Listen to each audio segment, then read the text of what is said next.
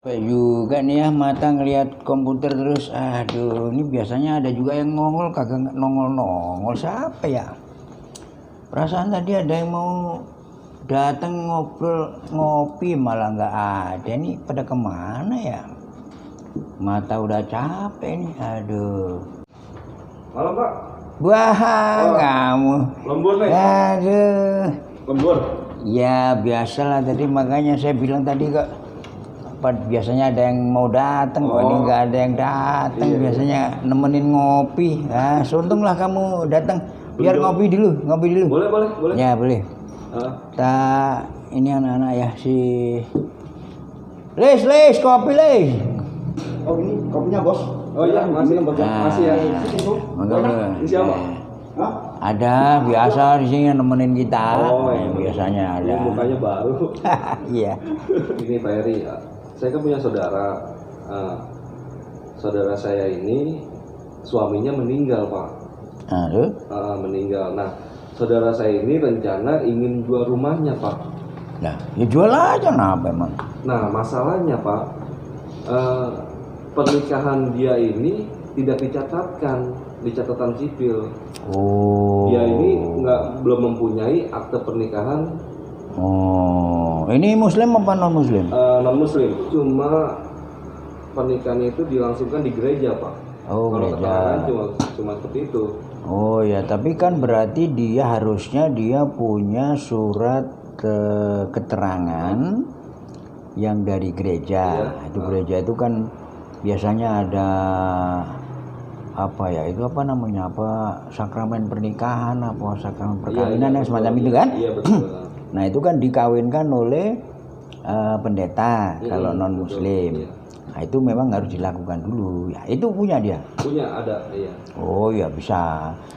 Tapi bisa itu maksudnya gini. Ini kan masalahnya kan tanahnya mau dijual ya. Rumahnya. Nah, rumah dan tanah ini mau dijual, tapi masih atas nama almarhum gitu. Iya, suaminya.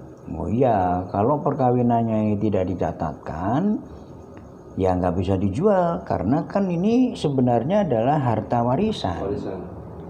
Nah, ahli warisnya siapa? Nggak bisa. Dia kan punya anak 3 Pak. Nah itu bagaimana ya Pak? Maksudnya dia udah pernah nanya di bagian pengurus juga untuk pengurusan jual beli ini. Dia bilang data yang dibutuhkan memang akte pernikahan yang dicatatkan di catatan sipil. Ya jadi gini masalahnya. Oke, berarti gini. Ini banyak juga yang terjadi ya di masyarakat, banyak juga yang terjadi. Kita sering juga mendapat pertanyaan-pertanyaan seperti ini, atau bahkan beberapa klien punya masalah yang sama. Nah, entahlah apa yang mendasari banyak perkawinan yang tidak dicatatkan atau tidak dilaporkan ke negara. Nah, ini banyak. Itu apakah Kristen, terus Buddha, terus beberapa kepercayaan dan agama yang lain telah melangsungkan pernikahannya tapi ternyata tidak dicatatkan. Nah jadi begini, ini juga masyarakat perlu paham juga ya, bahwa semua perkawinan itu kan harus dicatatkan. Nah karena itu amanat undang-undang. Ya, Undang-Undang Nomor 1 Tahun 74 tentang perkawinan itu di pasal 2 ayat 1 menyatakan bahwa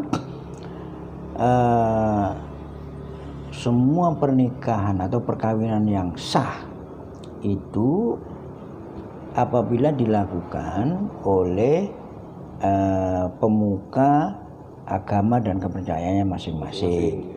Nah, pasal 2 ayat 2 menyatakan bahwa semua pernikahan itu harus dicatatkan sesuai dengan peraturan perundang-undangan yang berlaku.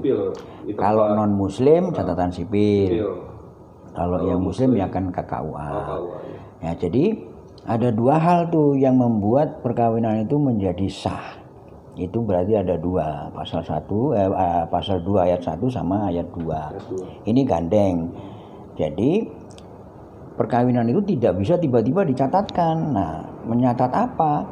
Nah, berarti harus ada surat keterangan telah terjadi perkawinan. Nah, itu dibuat oleh pemuka agama yang dianutnya. Nah, setelah itu didaftarkan ke instansi yang berwenang. Kalau non muslim berarti ke catatan sipil. Nah, kalau gini Pak, kalau misalnya kasus yang saudara saya, lebih baiknya cara penyelesaiannya bagaimana ya Pak? Karena kan sudah terjadi pernikahan tetapi belum dicatatkan di catatan sipil. Ya.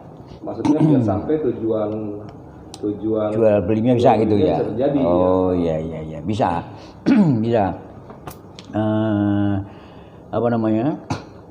Karena begini. Ini dalam perkawinan itu semua harta benda yang dibeli atau diperoleh selama dalam perkawinan itu kan menjadi harta bersama. Harta bersama ya. Harta bersama. Nah, yang nanti akan mendapatkan atau ketika ayah atau ibunya ini meninggal, maka semua harta bendanya ini tadi kan turun ke ahli waris. Ahli waris. Termasuk anak-anak ya Pak? Iya kan, ahli waris termasuk anak, anak istri itu ahli waris. Kecuali dia nggak punya anak. Nggak punya anak. Kalau dia perkawinan sah menurut undang-undang, berarti ahli warisnya cuma istrinya. Nah, tapi kalau ini nggak punya semua, nggak punya istri, nggak punya anak, nah ahli warisnya tetap ada. Nah, harta yang orang tersebut itu tidak turun ke bawah tapi menyamping. Nah, menyamping itu bisa dibagi ke kakaknya, ke adiknya. Kalau di dalam urutan yang pertama ini nggak ada, dia naik lagi, bisa ke bapaknya. Orang tua ya? Ya, bisa orang tuanya gitu. Nah, itu urutan ahli waris. Nah, karena begini, nah yang dibutuhkan ahli waris itu kan harus dibuktikan dengan akta perkawinan atau buku nikah. Ya. Yang tadi dari gereja itu ya Pak? Bukan. Itu yang menurut hukum, hukum aktif kita, positif kita bahwa perkawinan tadi kan dicatatkan tuh. Oh, yang diminta. Ya, nah, tadi kan berarti baru sepotong tuh yang saudaramu tadi. Baru melakukan pernikahan secara agama. Tapi kan harus dicatatkan. Nah, ini yang belum sehingga ya menjadi tidak sah menurut hukum, nggak sah gitu. Nah, karena kalau kita lihat KUH Perdata itu pasal 100 itu menyatakan bahwa sebuah perkawinan tidak dapat dibuktikan lain kecuali akta perkawinan yang dibuat oleh pegawai pencatat nikah. Jadi maksudnya buku nikah itu adalah satu-satunya bukti bahwa telah terjadi perkawinan.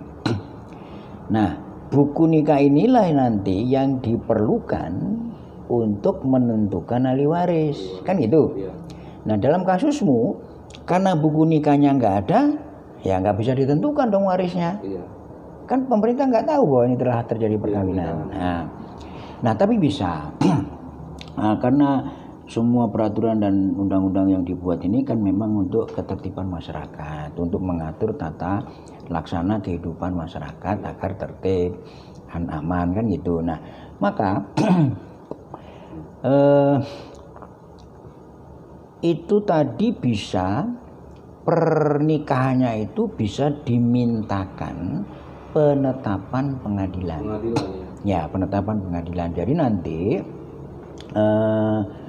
setelah ada penetapan pengadilan, nah baru pencatatan perkawinan tadi dilakukan. Jadi itu berarti melakukan pencatatan pernikahan setelah adanya putusan pengadilan. Nah, itu bisa. Jadi bukan nggak bisa tapi berproses ya. Berarti sekarang yang harus dilakukan oleh saudaramu itu adalah memohon penetapan ahli waris. Nah, berarti penetapan ahli waris ini karena dia pernikahannya belum, ya maka dia minta ditetapkan bahwa perkawinannya itu sudah ada. Nah, ketika sudah ditetapkan pengadilan bahwa perkawinannya ini menjadi sah, nah maka anak-anak yang ada yang dilahirkan itu berarti sah juga menjadi ahli waris. Gitu. Nah, jadi sebenarnya simpel. Nah, gitu kira-kira. Pertama berarti saudara saya ini memohon ke pengadilan sesuai domisili dia ya Pak? Ya. Pengadilan negeri ya? Ya, pengadilan negeri. Sesuai domisili dia. Setelah mendapatkan penetapan baru didaftarkan ke catatan sipil. Setelah itu Pak, maksudnya setelah itu nanti untuk terjadi jual beli ini apa surat-surat apa lagi Pak yang dibutuhkan? Nanti kan setelah perkawinan itu ada, kan nanti dia bisa minta ke notaris untuk membuat akta waris. Oh iya. Ya, nanti akta mewaris atau akta waris lah. Nah, nanti di situ dijelaskan bahwa memang perkawinan itu gantinya surat nikah adalah surat keputusan pengadilan tadi. Nah, bahwa ini perkawinannya sah, anak-anaknya ini nanti kan diperiksa di pengadilan kan. Nah, setelah itu jadi bisa minta akte ahli waris. Nah, di notaris bisa. Notaris pasti mau buat kalau ada penetapan pengadilan. Nah, ada penetapan pengadilan. Nah, gitu kira-kira. Jadi, nah setelah nanti ada akta ahli waris itu, akta waris itu yang dijadikan dasar untuk peralihan hak. Karena di kantor pertanahan. Ya, di BPN nanti kan untuk dialihkan haknya. Karena peralihan hak itu hanya ada 3 hal yang bisa merubah kepemilikan atas tanah itu cuma 3. Yang pertama ahli waris, yang kedua jual beli, yang ketiga hibah. Nah, ini saja di luar itu nggak bisa. Maka karena kasusnya ini adalah hanya pernikahan atau perkawinannya tidak dicatatkan, maka itu dulu yang harus diurus. Jadi sebenarnya simple. Tapi kan harus diurus. Nah, harus diurus ini tentu nanti harus menghadirkan saksi-saksi. Terus ada melampirkan dokumen atau surat keterangan dari pemuka agama. Itu ada. Nah, terus kalau tadi sudah punya anak, saya boleh Pak. Saksi itu ya namanya juga saksi itu yang mengetahui, mengetahui. Nah, misalnya sekarang perkawinan itu dilakukan 30 tahun yang lalu. Masa saksinya masih umur 20? Nah, ini juga masyarakat harus paham karena banyak kelompok-kelompok masyarakat yang sudah melakukan perkawinan menurut adat atau menurut kepercayaannya, tapi berhenti sampai di situ. Nah, itu berarti perkawinan itu belum sah menurut hukum nasional. Negara ya Pak? Ya, secara negara belum diakui karena memang tidak dicatatkan. Karena itu tadi pedomannya adalah Undang-Undang Nomor 1 Tahun 1974 tentang perkawinan. Di pasal 2 ayat 1 dan ayat 2. Ayat 1 mengatakan semua perkawinan dianggap sah apabila dilakukan oleh pemuka agama menurut kepercayaannya masing-masing. Nah, ayat 2-nya mengatakan harus didaftarkan. Nah, itu menjadi syarat sahnya perkawinan. Nah, karena perkawinan ini kan akan melahirkan hak dan kewajiban. Banyak hal yang terkait secara hukum karena perkawinan. Nah, termasuk yang kasusmu itu adalah saudaramu itu adalah itu hartanya nggak bisa dijual karena yang bersangkutan meninggal dunia sementara perkawinannya belum dicatatkan. Nah, solusinya mudah karena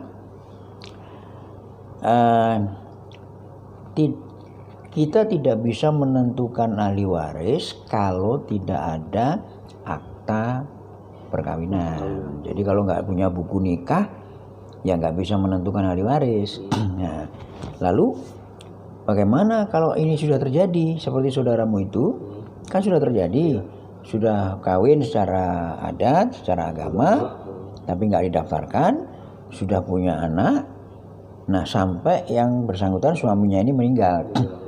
Sementara tanah dan bangunan yang ada itu sertifikat atas nama almarhum suaminya yang nggak bisa diapa-apakan. Nah karena tadi ya, peralihan itu hanya boleh dilakukan ketika ada jual beli yang sah. Nah karena ini sudah meninggal, ya gimana? Nggak bisa dong. Nah yang kedua karena waris. Kalau karena warisnya juga belum bisa. Ya, belum ketahuan. Ya, belum ketahuan ahli warisnya siapa. Sehingga tidak bisa dijual juga. Kalau tuh ada hibah, nggak punya akta hibahnya. Nah jadi kasusmu itu belum bisa dilaksanakan. Nah solusinya adalah dimintakan penetapan pengesahan perkawinan. Karena ini non muslim, maka dia harus ke pengadilan negeri. Nah, sudah. Nah nanti setelah ada penetapan pengadilan, maka keputusan ini tadi dilaporkan ke Disduk Capil, catatan sipil, untuk dilaporkan pernikahannya. Ini bahwa pernikahannya ini sudah terjadi dan ini ada putusan pengadilan. Ya sudah, cuman itu. Nah setelah itu selesai, nah, maka akan mudah mengetahui anak keturunannya. Nah nanti kalau nanti di penetapan itu cuma menetapkan pernikahan, maka nanti yang Tionghoa yang non muslim ini harus membuat akta di notaris, akta waris. Nah ini akta ahli waris gitu kan, fatwa waris ini berarti akta ahli waris. Itu dibuat oleh notaris yang pelaksanaannya sebelum ditandatangani akta itu, notaris akan mengecek di Balai Harta Peninggalan di Kumham ya. Sebelum aktanya dibuat, maka notaris minta informasi tentang apakah pernah dicatatkan itu. Jadi itu ada di Balai Harta Peninggalan, itu Kumham. Nah itu nanti urusan notaris. Setelah dapat itu baru dibuatkan akta ahli warisnya. Udah simpel itu aja. Jadi bilang ke saudaramu bahwa harus diajukan atau dimohonkan penetapan pengesahan perkawinan di pengadilan negeri, karena ini adalah keturunan Tionghoa yang beragama non muslim. Saya pikir itu semoga bermanfaat dan bisa diterima. Oke Pak, terima kasih ya Pak atas informasinya. Jangan lupa like, komen, dan subscribe. Jangan lupa nyalain loncengnya ya.